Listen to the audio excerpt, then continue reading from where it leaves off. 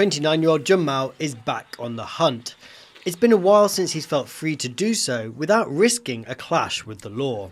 因为像小偷一样，小偷一样上山，然后下山了又像小偷一样回家，就是要注意警察，担心警察，这当然会有一些影响。但现在就是不用怕，就直接光明正大拿着枪上山，又拿着枪猎物回来。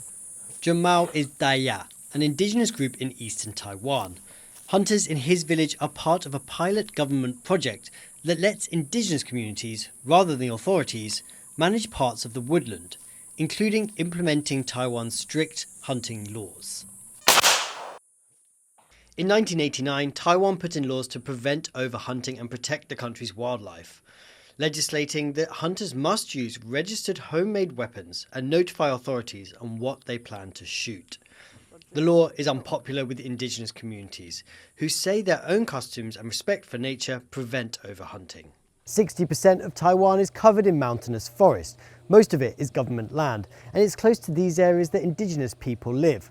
Each year, there are hundreds of cases of indigenous hunters running foul of Taiwan law. Indigenous communities make up just 2.3% of the country's population and have faced years of discrimination. Taiwan's government says hunting laws fulfill its obligation to protect the environment, but indigenous communities maintain they have a constitutional right to practice their culture. 那你如果不让他们打猎的时候呢，这个东西就变成说，这种训练方式、这种训练的一个过程就会断掉了。那所以我们的男人可能就男孩子可能就无法从这边学到一些传统的一些习惯，一些技能。那所以虽然国家禁止，他还是要去打猎。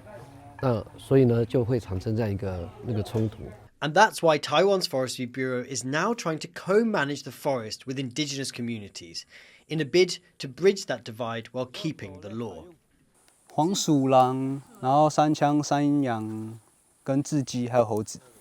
Here, local hunters can themselves regulate the use of weapons and monitor wildlife levels.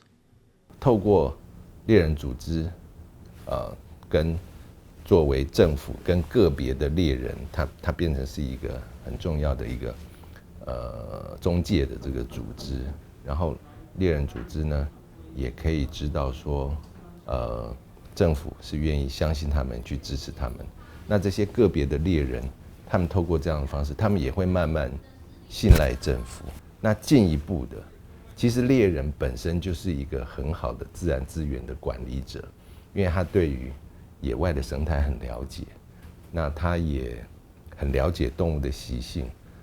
A minority in their own homeland, Taiwan's indigenous people have been struggling to protect their cultures and traditions. Now, communities like the Daya are showing how the original inhabitants of this land are best placed to tend to it. Lien and Glauert for TaiwanPlus.